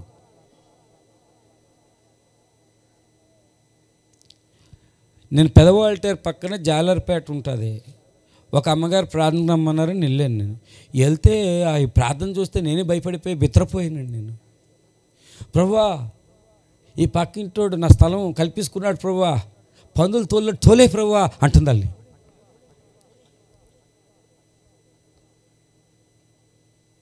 ఏం ప్రార్థనలండి? ప్రార్థన నిజముగా మొరపెట్టుట అంటే అర్థం ఏంటంటే, అక్కడ పాస్టర్ గారు ఒక వాక్యం చెప్పారు. ఆ వాక్యం చెప్పినప్పుడు ఆ లోటు అక్కడ ఉంది. ఆ లోటు కొరకు ఆత్మానుసారంగా ప్రార్థన చేసిన వారు కొంతమంది, ఎంతమందిని తీసుకెళ్ళిన ప్రభువా ఈ స్వస్థపరచు ప్రభు అంటే, అడిగి ఏ రోగం లేదు, ఏం స్వస్థపరుస్తాడు దేవుడు? ఏది యుక్తమైంది అంటే, ఏది అవసరమైంది అది ప్రార్థన చేయాలి ఆత్మను అనుసరించి. దేవునికి స్తోత్రం, హల్లెలూయా. పిల్లలు ఉన్న వాళ్ళకి గర్భాలు తెరువు ప్రభు అంటున్నాడు. మళ్ళా దాన్ని కొంతమంది మేనేజ్ చేసుకుంటారు, ఇలా ఆత్మీయ పిల్లలు కనాలి, అలాగే అలా పలకచ్చు కదా ప్రేయర్లోని. ప్రార్థన అంటే కష్టమైంది కాదండి. నీ హృదయంలో ఏదైతే భారం పెట్టాడో అది దేవునికి చెప్పుకో. ప్రార్థన, దేవునికి స్తోత్రం. ఇప్పుడు ఇష్మాయేలు ఉన్నాడు, హాగరు పుట్టిన సంతానం, వాడు ఏడుపు, ఆ బాలుడు మొర్ర అంటే ఏడిచాడు. ఏం ప్రార్థన చేశాడు? ఆ మొర్ర విన్నాడంట. మరి ఏంటో ఆయన ఏడుస్తుంటే దేవునికి చేరింది అది. నక్షత్రాలను దేవుడు పేర్లు పెట్టాడా లేదా? ఎంతమంది నమ్ముతున్నారు? చేతులు ఎత్తండి. యథార్థంగా చెప్పండి, నక్షత్రాలకు పేర్లు పెట్టారు. ఏం పేర్లు పెట్టాడు? బైబిల్లో లేదు. అంటే నక్షత్రాలనే పేర్లు పెట్టిన దేవుడు నేను మర్చిపోతాడా? అయినా మనం ప్రార్థన చేయాలి. దేవునికి స్తోత్రం. అది నువ్వు వెతుకుతున్నది దొరుకు వరకు ప్రార్థన చేయాలి, ఇసిగిపోకూడదు. ఎంతకని ప్రార్థన చేద్దండి? ప్రార్థన ప్రార్థన ప్రార్థన తినేస్తున్నాడు పాస్టర్. నువ్వు వెతికింది దొరికినంత వరకు ప్రార్థన చేయాలి. దేవునికి స్తోత్రం. నువ్వు ఇలా ప్రార్థన చేస్తే దేవుడు చూస్తాడు నీకు పట్టుదల ఎంత ఉందో అని. కొన్నిసార్లు లేట్ అవుతుంటుంది. కొన్ని ఇవ్వడు, ఎందుకంటే ఇస్తే అది ఇచ్చిందే నుంచే నువ్వు చర్చకు రావడం మానేస్తావు. కొంతమంది ఉద్యోగాలు వచ్చాకే చర్చకు రావడం మానేశారు. కొంతమంది పెళ్ళిళ్ళు లేక చర్చకు రావడం మానేశారు.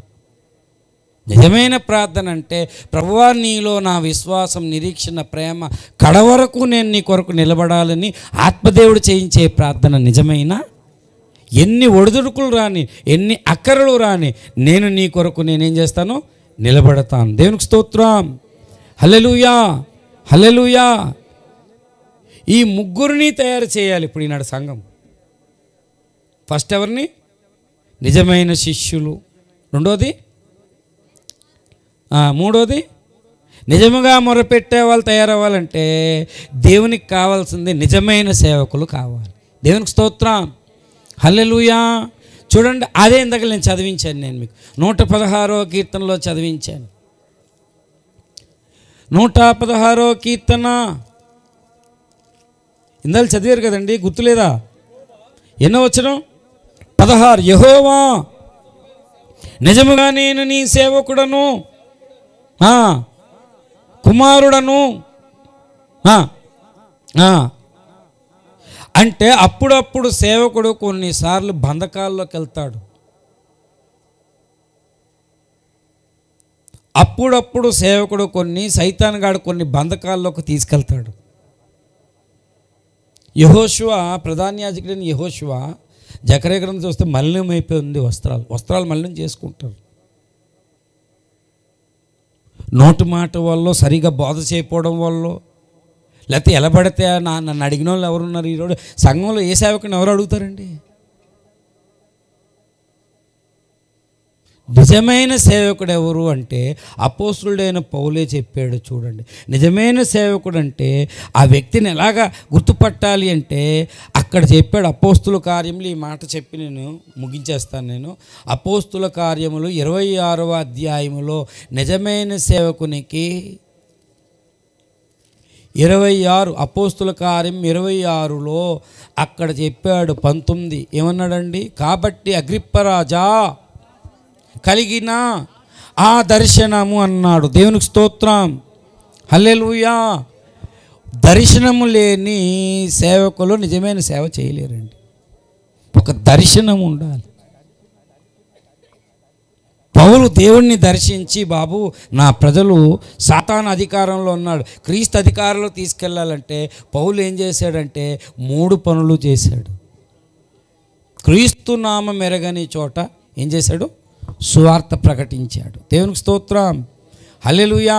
ఇప్పుడు ఆండ్రూస్ పాస్టర్ గారు ఎవరికైతే యేసు కోసం తెలియదు అక్కడైనా ప్రకటించాడో, వేరే వాళ్ళ దగ్గర ప్రకటించాడు. వెళ్ళి ఒకరివి మేము అందులోకి వెళ్ళం, మాకు అనవసరం. అది మేరకు మించి సేవ చేయం మేము. యేసు ఎవరికి తెలియదో ఆ ప్రాంతాలకు వెళ్ళి సువార్త ప్రకటించాడు. 1 కొరింథీ పత్రిక 3వ అధ్యాయం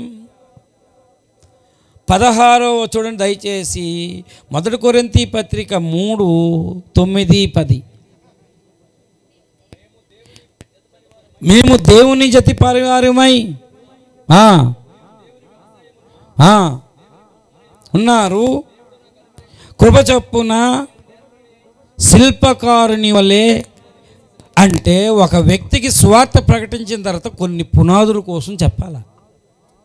ఏ సేవకుడు చెప్తున్నాడండి? సువార్తతో అయిపోతుంది, మిగిలిన పునాదులేవి? పౌలు పునాదులు వేశాడు. దేవునికి స్తోత్రం, హల్లెలూయా. మీరు అయిపోయింది, మైండ్ పెట్టుకోండి. యేసు అనే వ్యక్తి కోసం చెప్పిన తర్వాత ఆ వ్యక్తికి 6 పునాదులు ఉంటాయి చెప్పాలి. ఇందాక చెప్పాను నేను. యేసుని తెలియజేసిన తర్వాత ఆ వ్యక్తికి మారు మనసు అనే పునాది కోసం చెప్పాలి, విశ్వాసం అనే పునాది కోసం చెప్పాలి. ఆ వ్యక్తి విశ్వాసం ఉంటే చాలదు, బాప్తిజం తీసుకోవాలని చెప్పాలి. ఆ వ్యక్తి ఒకవేళ సేవకు వస్తే హస్తనిక్షేపణ లేకుండా, స్థానిక సేవకుని హస్తనిక్షేపణ అనేది అది ఎవరి ద్వారా ఉందో అని పౌలు హస్తనిక్షేపణ చేసి తిమోతిని పంపించాడు సేవకి. చనిపోతే మృతులు పునరుద్ధానం అనేది ఒకటి ఉంది,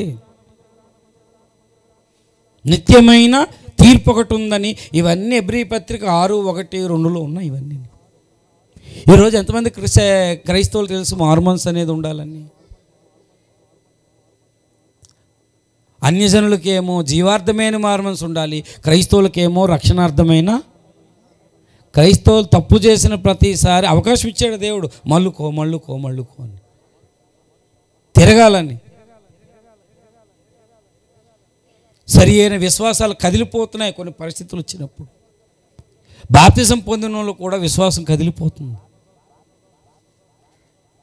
కాబట్టి దయచేసి ఈ పునాది మీద ఏ సేవకుడైతే సంఘాన్ని కడతాడో సువార్త చేయాలి, పునాదులు వేయాలి. ఆ వ్యక్తిని ఎలా తయారు చేయాలి అంటే ఆయన తయారవ్వాలి, వీళ్ళు తయారవ్వాలంటే కొలసీ పత్రిక 1:28కి రావాలి. చూడండి, కొలసీ పత్రిక 1:28 ఏమనుందో చూడండి. మేము అది చెప్పాడు, ఏమన్నాడు?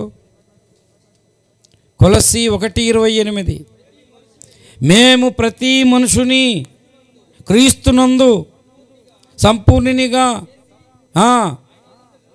నిలబెట్టవల్లని ప్రతి మనుషుణ్ణి మాకు ఇచ్చిన బాధ్యత ఏంటంటే ఒక సంపూర్ణుడిగా తయారు చేయాలి. నిజమైన సేవకుడుకున్న బాధ్యత. సంపూర్ణుడు అంటే అర్థం ఏంటంటే ఒరిజినల్ యేసుకు జెరాక్స్ కాపీలా తయారు చేయాలి వ్యక్తిని. మామూలుగా సేవ చేయడం అంతా చాలా అంటే అసాధారణమైంది సేవ అంటే. ఈ సేవకుడి యొక్క నిజమైన సేవ యొక్క లక్ష్యం ఏంటంటే క్రీస్తులాగా ఈయన తయారవ్వాలి, వాళ్ళని తయారు చేయాలి. అందుకే రాశాడు అది మత్తయి సువార్త ఆఖరిలో, మీ పరలోకపు తండ్రి పరిపూర్ణుడు కనుక మీరును పరిపూర్ణులై ఉండెదరు అనేసాడు. ఆయన చేసుకుంటాడు అది. పౌలు ఆకాశం నుంచి కలిగిన దర్శనానికి ఏం చేశాడు? విధేయుడయ్యాడు. ఈనాడు దర్శనం లేదు, ఏం లేదు, నచ్చిన సేవ చేసేస్తున్నారు ఈనాడు చాలామంది. అందుకే సిజరేన్ బేబీస్ పుడుతున్నారు, ఒరిజినల్ బేబీస్ లేవు. నిజముగా నేను సేవకుడంటే అర్థం ఏంటంటే క్రీస్తు నామం ఎక్కడుందో అక్కడ సువార్త ప్రకటించాలి. మనం తెలిసిన వాళ్ళ దగ్గరే ప్రకటిస్తున్నాం. నేను ఎక్కడ కోరమండల గేట్ అండి, అక్కడ నుంచి పెదవాల్టర్ నాకు తెలియదు, పెదవాల్టర్ వచ్చాను నేను. వచ్చి మొత్తం అంతా కూడా ఆలోచించండి అనే కరపత్రిక పంచాను నేను. యేసులో పాపక్షమాపణ ఉందని చెప్తే చాలా వ్యతిరేకతలు వచ్చాయి. అలాగా వేరే ఒక ఆడ క్రైస్తవుడు అంటే వాళ్ళ జోలికి నేను వెళ్ళను. ఎందుకంటే నాకు అక్కర్లేదు, వాళ్ళు వేరే పాస్టర్ గారి దగ్గరికి నాకెందుకు వాళ్ళు అని స్వచ్ఛమైన స్వార్థ చేసి అలాగ వచ్చిన వాళ్ళు పెదవాల్టేరు సంఘం. తర్వాత మింది వెళ్ళాను, అలా మింది సంఘం ఏర్పడింది. తర్వాత జంతో కాలనీ వెళ్ళాను, అలాగే ఏర్పడింది సంఘం. చాలా ప్రాంతాలలో క్రీస్తు ఎరగని వాడికే ప్రాముఖ్యత ఎక్కువ ఇవ్వాలి. మనం తెలిసిన వెంటనే నీకు రోజు ఈ టీచింగ్ ఉండాలి. నువ్వు మార్మన్స్ పొందు, సరి అయిన విశ్వాసం కలిగి ఉండు, బాప్తిసం తీసుకోకపోతే తీసుకోవాలి, తీసుకున్న వాడికి ఈ రెండు కరెక్ట్గా ఉండాలి. తర్వాత అతడు సేవ చేస్తానంటే అతన్ని ప్రోత్సహించాలి. మనం నిత్యమైన తీర్పు ఉంది. ఇప్పుడు నువ్వు సేవని వెళ్తున్నావు, నాకేం అక్కర్లేదు, సరిగా సేవ చేయకపోతే తీర్పులో నీ లెక్క ఉంటుందని చెప్పాలి ఆ వ్యక్తి. చనిపోతే తిరిగి లేచే విధానం, పునరుద్ధానం అనేది ఒకటి ఉంటుందని. ఇది క్రైస్తవ్యం ఎవరినో వేరే కలుపుకోవడానికి కాదండి, ఇది టీచింగ్, ఒరిజినల్ టీచింగ్. దేవుని నమ్ముకుంటే మీరు దేవుని పేరట నమ్ముకొని మిమ్మల్ని ప్రజలు మార్చేస్తారని అనుకుంటున్నారు బయట ఉన్న వాళ్ళు. తప్పది. నేను స్వార్థ ఎందుకు చెప్తున్నామంటే 7వ ఫ్లోర్లో అగ్ని అంటుకుందండి, మేము అలాగే వెళ్ళిపోతున్నాము, లిఫ్ట్ వేసుకొని వెళ్ళి 7వ ఫ్లోర్లో కొడుతున్నామండి. ఒరే అగ్ని నుంచి తప్పించుకో అనేది. అది కరెక్టా రాంగా? కాలిపోతే కాలిపోనని వెళ్ళిపోతుంది, రాంగా కరెక్టా చెప్పాలా? వాళ్ళు కాలిపోతున్నారండి అని నడిచి వెళ్ళిపోతున్నాను అనుకో, అది తప్పు అవుతుందా కరెక్ట్ అవుతుందా?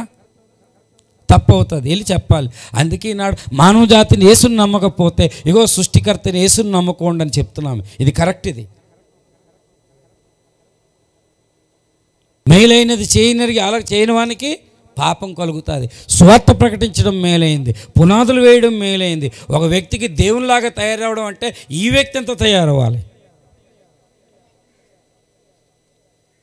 నిజమైన సేవకుడు అనగా క్రీస్తు నామం దగ్గర స్వార్థ ప్రకటిస్తాడు, పునాదులు వేస్తాడు. ఆ వ్యక్తి ఆ పునాదులు చెప్పిన తర్వాత ఆ వ్యక్తిని యేసు పోలికలోకి ఈయన మారాలి, వాళ్ళని మార్చాలి. అలాంటి వాడిని దేవుడు అంటాడు. ఈనాడు సంఘం అంతా ఏమైపోయింది? నిజమైన కుమారులు ఎందుకు లేరు అంటే నిజమైన సేవకులు లేడు, నిజమైన శిష్యులు లేరు, నిజంగా ప్రార్థించే వాళ్ళు లేరు. కాబట్టి నిజమైన కుమారుడు ఏ ప్రాంతం ఎక్కడికైతే నిజమైన సేవకుడు వెళ్తాడో అప్పుడు వీళ్ళందరూ నిజంలోకి చేయడానికి అందుకు పరిశుద్ధాత్మ దేవుడి భూమి మీదకి వచ్చాడు. దేవునికి స్తోత్రం. అయితే సత్యస్వరూపైన ఆత్మ వచ్చినప్పుడు మిమ్మల్ని ఎక్కడ తీసుకెళ్తాడు? సర్వసత్యం అనగా నువ్వు అబద్ధంలో ఉన్నావు కాబట్టి నిజముగా శిష్యుడిని చేస్తాడు. నువ్వు అబద్ధమైన కుమారుడు ఏం కాబట్టి నిజముగా కుమారుడిని చేస్తావు. నువ్వు అబద్ధంగా మొరపెడతావు కాబట్టి నిజమైన మొరలోకి తీసుకెళ్తాడు.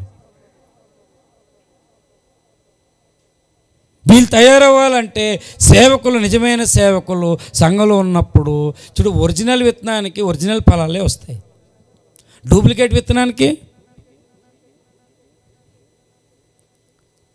అందుకే కొన్ని పొలాలు చూసినప్పుడు చూడండి, ఎక్కడెక్కడో పండించేస్తారు వంకాయలు, ఎక్కువ పుచ్చులు ఉంటాయి. ఒరిజినల్గా చక్కటి నేల సారవంతమైన దగ్గర మంచి వంకాయలు ఉంటాయి. ఈ రోజు అంతా ఏమైపోయిందంటే ఒరిజినల్ ఉంటే, ఒరిజినల్ కోడి మాంసం ఏంటంటే నాటుకోడి తినేవాళ్ళు మన పూర్వీకులు. ఇప్పుడు ఏంటంటే ఇంజక్షన్ వేసి బాయిలర్ కోళ్ళు ఇవన్నీ తినేసి లేనిపోయిన రోగాలు తెచ్చుకుంటున్నారు. ఈ నడిపించి పిచ్చి బోతలతోటి విషం పెడుతున్నారు. అందుకే తయారయ్యేది ఏంటంటే సిజరన్ బేబీస్ తయారవుతున్నాయి. ఒక ఇంటికి వెళ్ళాను, వెళ్తే ద్రాక్ష పళ్ళలాగా ఉన్నాయి, తీసి నోట్లు పెట్టుకుంటే ప్లాస్టిక్ అవి. అంటే నిజమైన ఫ్రూట్స్ కూడా, అంటే నిజమైన ఫలాలు కూడా కనిపించే సంఘాల్లో. ఆ క్షణానికి అన్నీ చేసేస్తాం, ఇచ్చేసేస్తాం, అది తోసేస్తాం, ఇచ్చేస్తాం, ఇలా తిరిగేస్తాం అంటారు. ఒక టైం అవుతా ఆ వ్యక్తి కనిపించాడు సంఘంలో. ఏరండి. అందుకే ఈ పరిస్థితిని అంతా దేవుడు చూసి వచ్చాడు. యేసయ్య పరలోకంలో తండ్రి కుడిపార్శ్వన విజ్ఞాపన చేస్తే ఆత్మను భూమి మీదకి ఏం చేశాడండి? పంపించాడు.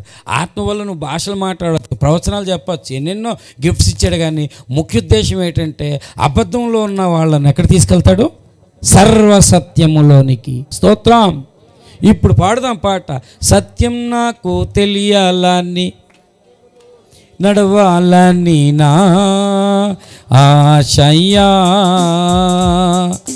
సత్యం నాకు తెలియాలని, సత్యంలో నడవాలని నా ఆశయ్యా. సర్వసత్యంలోనికి నడుపుటకు పంపా. నిలబడదాం. ఇప్పుడే దిగి రమ్మయ్యా, సర్వసత్యంలోనికి నడుపుటకు పంపబడిన వాడా.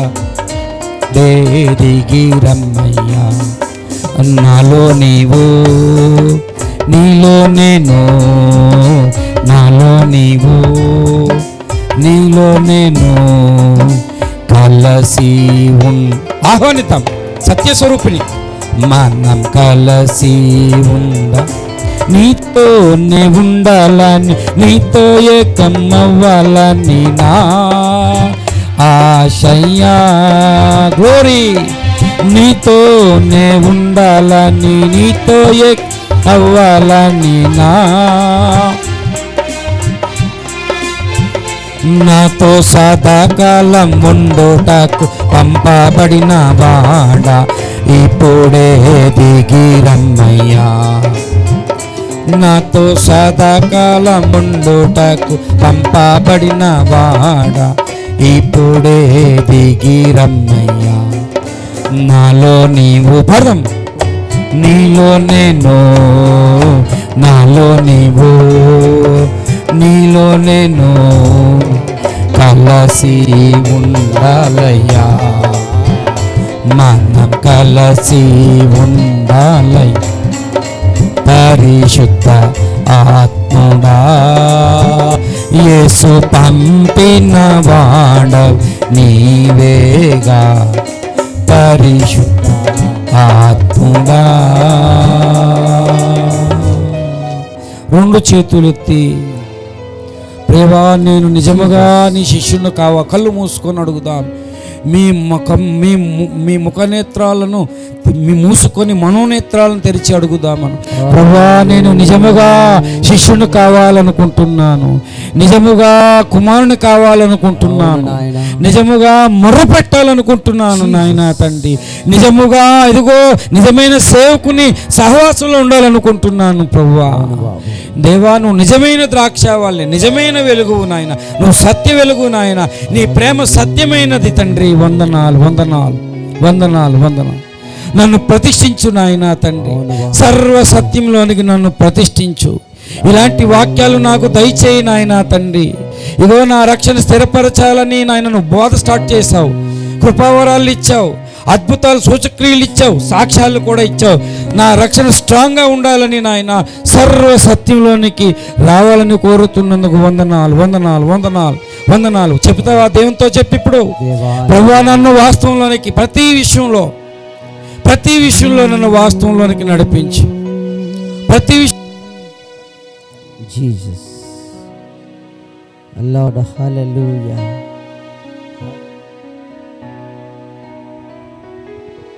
దేవానికి మహిమ కలుగును గాక. చిన్న ప్రార్థన చేద్దాం, తర్వాత పాస్టర్ గారు టైం ఇస్తాం. కళ్ళు మూసుకోండి. అతను ప్రేమ కలిగిన తండ్రి, సర్వశక్తిమంతుడు అయిన దేవా, నీ నీతి కలిగిన మాట బయలుదేరింది తండ్రి. అది వ్యర్థంగా మరలక ఫలమిచ్చు, భూమి మీద ఫలమిచ్చే నాయన విత్తనంలాగా ఈ వాక్యం ఉండునట్టు ప్రతి ఒక్క యవనస్తుల్లో, పెద్దల్లో, వృద్ధులు స్థిరపరచు. నిజమైన శిష్యులు, నిజమైన కుమారులు, నిజముగా మొరపెట్టువారు, నిజమైన సేవకుని దగ్గరికి మీరు నడిపించి దీవించి బలపరచమని. ఈ సృష్టికర్త సంబరాలు పెట్టింది అందరూ సర్వసత్యంలోకి రావాలని నాయన తండ్రి.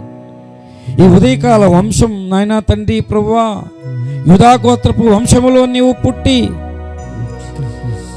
పాపము నాలో ఉందని ఎవరు స్థాపించగలరని నాయన సత్యమే చెప్పి సత్యబోధ చేసి ఈ లోకములో అబద్ధానికి జనకుండా నుంచి అనేకులు విడిపించి సత్యానికి స్తంభం ఆధారమైన సంఘముగా సంఘాలు ఉండునట్లు, విశ్వాసులు సత్యంలో సర్వసత్యంలో ఉండునట్లు, ప్రతి ఒక్కరు సమృద్ధి జీవం పొందినట్లు, అధిక మహిమలోకి వచ్చినట్లు సహాయం అందించమని, విన్న మాటలందరిలో ఫలింపును కలుగజేయమని యేసయ్య దివ్యనామమున అద్భుతమైన ఫలాలను స్వతంత్రించుకుంటూ యేసునామమున అడుగుచున్నాం తండ్రి. ఆమేన్, ఆమేన్.